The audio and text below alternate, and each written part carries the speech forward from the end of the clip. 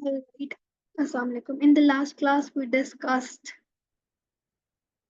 11.2. हमने 11.2 तक डिस्कस किया था. हम लोग 11.3 से कंटिन्यू करते हैं रेडिएशन से. तो एक सेकेंड, इसको मैं बंद करती हूँ. तो रेडिएशन क्या है? हम लोगों ने कंडक्शन और कन्वेक्शन देख लिया था. अब रेडिएशन की बारी आती है. रेडिएशन क्या है कि जब भी हमारे पास रात का वक्त होता है तो हम लोग ज्यादा दूर जो है देख सकते हैं then comparing to the day. क्योंकि डे में क्या होता है कि आपके पास आप सन को देख सकते हो. ठीक है, लाइक सन आप मैक्सिमम डे के टाइम देख सकते हो. But at night you can see the stars, and stars are much much much much further than the sun. तो ये एक चीज होती है जो उन्होंने हमें, एक ये फैक्ट है जो हमें थोड़ा सा उन्होंने बताया है. मैं आपको हम आगे जो रेलिवेंट चीजें ना वो बताती हूँ. बात यह है कि हम लोग रेडिएशन को डिस्कस कहाँ से करते हैं, हम उसकी बात करते हैं. हमने कहा था कंडक्शन की, जब हमने बात की थी तो हमने कहा था कि ये होती है सॉलिड्स में. हमने कन्वेक्शन की बात की थी तो हम लोगों ने कहा था कि कन्वेक्शन जो मेजरली होती है ये होती है फ्लूइड्स प्लस गैसेस के अंदर. तो रेडिएशन कहाँ होती है? रेडिएशन हमारी विदाउट any medium होती है. It does not require any medium. So basically, let's say this is a sun, okay, and you are standing over here. आपके पास ये जो सन की लाइट आती है, जो आपके मुंह पे धूप पड़ रही है, ये किस तरह से आ रही है? क्या इसके दरमियान सॉलिड है? नो. क्या इसके दरमियान लिक्विड है? नो. क्या इसके दरमियान गैस है? No. It's just a radiation जो हमें सन के थ्रू डायरेक्ट आ रही है. जो लाइट जो हमें पहुंच रही है या जो भी है, ये हमारी ट्रैवल करती है in the form of radiation. और इस पर्टिकुलर रेडिएशन को हम कहते हैं, ये कौन सी रेडिएशन होती है? Electromagnetic radiation. इसकी एक वेवलेंथ होती है जिसकी वेवलेंथ के थ्रू हमें ये रेडिएट करके हमें पहुंचती है. तो ये सिर्फ एम्प्टी स्पेस या वैक्यूम के अंदर ये चीज एग्जिस्ट करती है. जो रेडिएशन का कॉन्सेप्ट है ये यहाँ पर हमें नजर आता है. तो रेडिएशन के अंदर अगर हम लोगों ने थर्मल एनर्जी ट्रांसफर करनी है या हीट एनर्जी जो है वो हमारी ट्रांसफर होगी, तो वो पार्टिकल्स को लेके नहीं होगी. कंडक्शन में हमने बात की थी कि पार्टिकल्स जो होते हैं, जो कोई भी ऑब्जेक्ट होता है वो इटसेल्फ मूव नहीं करता, उसके पार्टिकल्स मूव करते हैं. कन्वेक्शन में हमने कहा था कि वो ऑब्जेक्ट इटसेल्फ मूव करता है. बट इन रेडिएशन हम उसके अंदर हमारे पास मूवमेंट ऑफ पार्टिकल्स को हम डिस्कस ही नहीं करते, इंटायरली नहीं उसका कॉन्सेप्ट आता. ठीक है, क्योंकि उसको कोई भी मीडियम, कोई भी पाथवे की जरूरत नहीं है लाइट को ट्रैवल करने की. ठीक है. तो क्योंकि जो यूवी लाइट्स है वो हमें डायरेक्टली थ्रू इलेक्ट्रोमैग्नेटिक रेडिएशन जो है वो हमें पहुंच रही होती है. अब क्योंकि ये इस इलेक्ट्रोमैग्नेटिक रेडिएशन के अंदर एक पर्टिकुलर रेडिएशन होती है जिसको हम कहते हैं इंफ्रारेड रेडिएशन. एंड ये प्रोबेबली आगे आएगा भी. ओके, ओ देखो यहाँ पे भी है इंफ्रारेड रेडिएशन. ये कैसी रेडिएशन होती है? It is a radiation like this, कि जितनी ज्यादा उसमें से हीट निकलती है ना, उतनी उसकी कह लो इंफ्रारेड रेडिएशन जो होती है वो हायर होती है. अब ये इमेज है, ठीक है, ये एक इंफ्रारेड सेंसिटिव कैमरा से ली गई है. अब इसके अंदर अगर हम देखें तो ये लेट्स से ये इस रूम का टेम्परेचर है 20 डिग्री सेल्सियस. तो अब ये रूम का टेम्परेचर 20 डिग्री सेल्सियस है. इस पर्सन का टेम्परेचर हो सकता है लेट्स से 30 डिग्री सेल्सियस हो. ठीक है, या हो सकता है इसको बुखार हुआ हो, इसको और भी ज्यादा हो. और ये देखो, ये जितना रेड होगा ना उतना हॉटर होगा. ये अभी लैपटॉप या कंप्यूटर यूज कर रहा है तो इसकी स्क्रीन से बहुत ज्यादा हीट निकल रही है because it's very hot. And हो सकता है जो साथ कोई चीज पड़ी है ये भी बहुत जो है गर्म हुई हुई है, या ये पहले कहीं यूज हुई थी उसके बाद. तो ये पर्सन की पूरी बॉडी गर्म है क्योंकि वो उसको यूज कर रहा है, और एक उसकी इंटरनल हीट भी है जो कि एग्जिस्ट करती है. बट बाकी अगर हम लोग रूम की बात करें तो हो सकता है बाहर एसी चल रहा हो और कुछ और हो, जिसकी वजह से ये हमें इस तरह से डिफरेंस नजर आ रहा है. अगर हम लोग यहाँ पे नोटिस करें, यहाँ पे उन्होंने दिया भी हुआ है जितनी ये हमारे पास जो ये वाला रेंज है 40 डिग्रीज तक, ये 40 डिग्रीज है और ये 20 डिग्रीज है. तो बाहर सारा हमारे पास क्या मौसम हो रहा है? 20 डिग्री सेल्सियस का. इसके सर के पास तकरीबन इतना हो रहा है, और ये वाला एरिया जो है I think around 30 degree Celsius बन रहा है इसका. और जो ये वाला एरिया ना, ये वाला हॉटर पार्ट जो 35 या 40 के करीब आ रहा है, वो इस कंप्यूटर स्क्रीन का है। तो इस तरह से इंफ्रारेड रेडिएशन जो है हमें वर्क कर रही होती है। So, what is infrared radiation? Electromagnetic radiation with a wavelength greater than that of a visible light, sometimes known as thermal energy radiation. So, infrared को हम thermal energy radiation भी कहते हैं, ये electromagnetic radiation की type आ जाती है, ठीक है।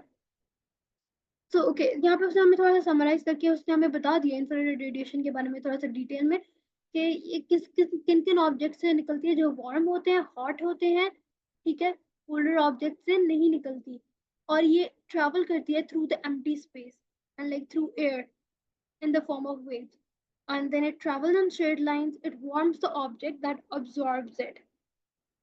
ठीक है, तो ये एब्जॉर्ब करती है, जिसकी वजह से हमें ये ऐसे विजिबल होती है, और ये इनविजिबल है टू द नेकेड आई। हम लोग एज अ नेकेड आई नहीं देख सकते, बट अगर हम लोग इंफ्रारेड सेंसिटिव कैमराज यूज कर रहे हैं, हम उनके थ्रू देख सकते हैं।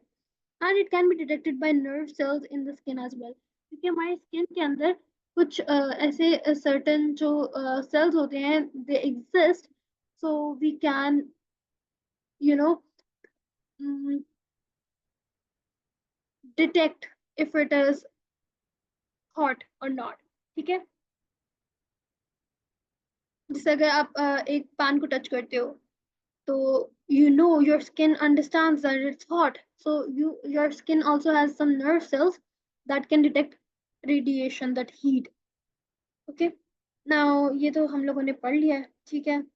Which statement about infrared radiation is true? A part says infrared radiation travels slower than light. No, it is electromagnetic radiation. It does not travel slower than light, it travels faster than light. Infrared radiation, uh wait, it does not travel slow, because itself infrared radiation भी तो एक light की form आती है ना, तो it cannot be reflected. It's not true. Infrared radiation can travel through a vacuum. That is relevant and true. और sometimes क्या होता है कि कुछ चीजें true होती हैं, पर हम उसको neglect क्यों करते हैं, क्योंकि वो relevant नहीं हो रही होती। तो ये दोनों relevant नहीं है बिल्कुल भी।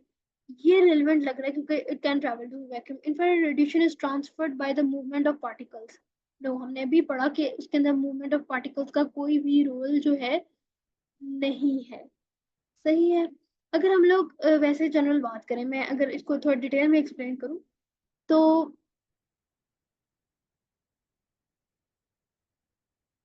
अच्छा, इंफ्रारेड रेडिएशन जो है वो हमारे पास एक इलेक्ट्रोमैग्नेटिक वेव, जिसका मतलब है कि उसको पार्टिकल्स की, उसके अंदर पार्टिकल्स की जरूरत नहीं है। जब पार्टिकल्स नहीं है उसके अंदर, तो उसके अंदर कंडक्शन कन्वेक्शन की भी जो कॉन्सेप्ट है वो नहीं एग्जिस्ट करता। और जो ये पॉइंट था कि infrared travels slower than light, तो मैंने फास्टर बोला, that's correct, that's wrong as well. क्योंकि फास्टर कैसे, क्योंकि infrared radiation is also travels at the same speed as light, so it is 3 into 10 raised to power 8, okay, and it can be reflected by the shiny surfaces, okay. So they can reflect it as well, so that's another point. Oh, 3 into 10 raised to power 8, so they can also reflect back, but uh, they cannot travel through some certain medium. So that's why C is true, and the D is also incorrect, because infrared is not transferred by the particle movement. Why? Because it is a no, because it is a wave. Okay. Moving on, explain why thermal energy from the sun can only reach us by conduction, by radiation, not conduction or convection. Because it is simple. Because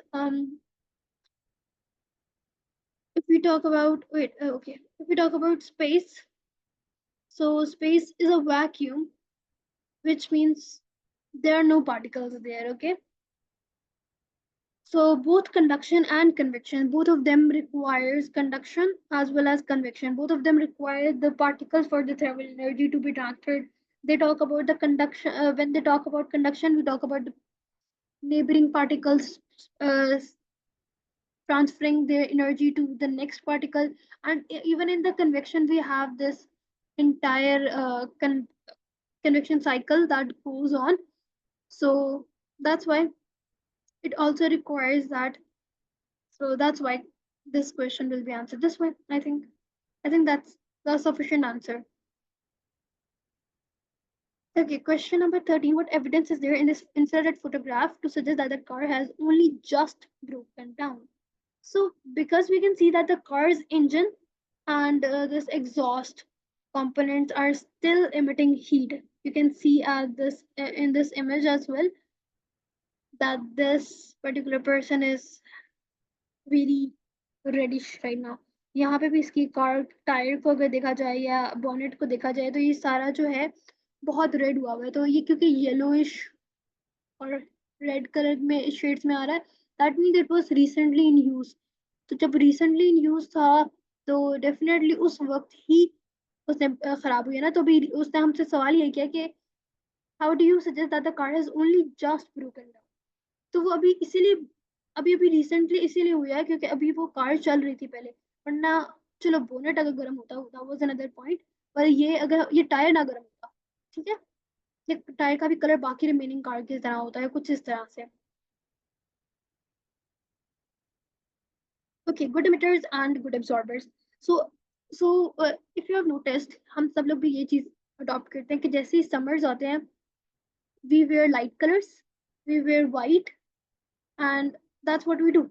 And in winters, what we do is we wear dark colors. Usually wear black. So that is because black color absorbs a lot and it also emits as well. On the other hand, white does not absorb and it reflects. Okay, so even if you can read this, on a hot sunny day, car drivers may park their cars with a sun shield behind the windscreen. Such a sun shield is usually shiny. So you can also add shiny over here, shiny, neat, white, because these reflect light and the infrared radiation from the sun. So what happens is that our car does not get too hot. And on the very black part, like if you talk about this part, if you talk about this part, or other black parts that are on the car, ये dashboard या steering wheel जो भी चीजें हैं, ये सारी जो है वो बहुत गर्म हो जाएंगी। क्यों? क्योंकि क्योंकि वो बहुत अच्छे एब्जॉर्बर हैं रेडिएशन के। So this is very hot to touch. Okay, so to conclude this point कि जितने भी शाइनी या वाइट सर्फेसेस होते हैं वो बेस्ट रिफ्लेक्टर्स होते हैं और वर्स्ट अब्जॉर्बर्स होते हैं। बेस्ट रिफ्लेक्टर्स का मतलब है कि वो उन्होंने लाइट को रिपेल कर दिया, किस्म का ना, लाइट इधर आ रही थी उसने रिफ्लेक्ट कर दिया और एब्जॉर्ब नहीं किया, कुछ भी बॉडी के अंदर नहीं गया, तो वो अच्छे रिफ्लेक्टर्स होते हैं। और जो mat black surfaces, rough black surface होते हैं वो बेस्ट एब्जॉर्बर्स होते हैं, यानी कि वो सारी एनर्जी एब्जॉर्ब कर लेंगे। और matt black surfaces are the best emitters as well, and they are the worst emitters। ये emit नहीं करते, पास थ्रू नहीं करते, ठीक है। तो इसको इस तरह से याद रखा जा सकता है। देखो अब ये है, ये बहुत गर्म इलाके में रहते हैं, तो इन्होंने क्या किया, व्हाइट कलर की बाहर बिल्डिंग बनाई हुई है, अपना घर बनाया हुआ है, जो भी है, हाउस बनाया हुआ है। तो क्यों? ताकि हमारे पास जो लाइट है अंदर गर्मी ना हो, इस घर के अंदर गर्मी ना हो, मौसम अच्छा रहे, ठंडा रहे। Question 14 says, explain why the worker in figure 11.26 is wearing a shiny suit. Why? Because shiny suit will reflect the heat and the radiation that will come towards him, and it will protect that worker from the extreme temperatures of this, let's say, molten metal. Okay, because they said a worker supervising the flow of hot molten metal. So it will protect the worker from those extreme temperatures, which will stay hot longer. Tea in a shiny silver teapot or a tea in a dark brown one. If you think about it, a tea in a shiny silver teapot will definitely stay hot for a longer time because the reflective surfaces, if we have a cup, because this is a cup and then something will come inside, like some surrounding will try to hold it, like compared to the temperature outside, will try to get less hot, but due to the reflective surfaces, it will be unable to pass through it, so it will reflect it back. So this reflective surface will reduce the heat loss through radiation at least. Okay, while if we talk about a dark brown teapot, it will absorb most of it and it will emit heat more easily. So this will be a bad thing that will happen. Okay, so what are the factors that affect infrared radiations? So the more hotter an object is, the more radiation it will emit, and the more power it radiates. Then we have this beaker A, 0 degree, 100 degrees Celsius, and 20 degrees Celsius. What else there to tell us about? So this is 11.4. We can cover this up in the next class as well. Then we are going to talk about exam style questions as well. We'll do all of that together. Okay.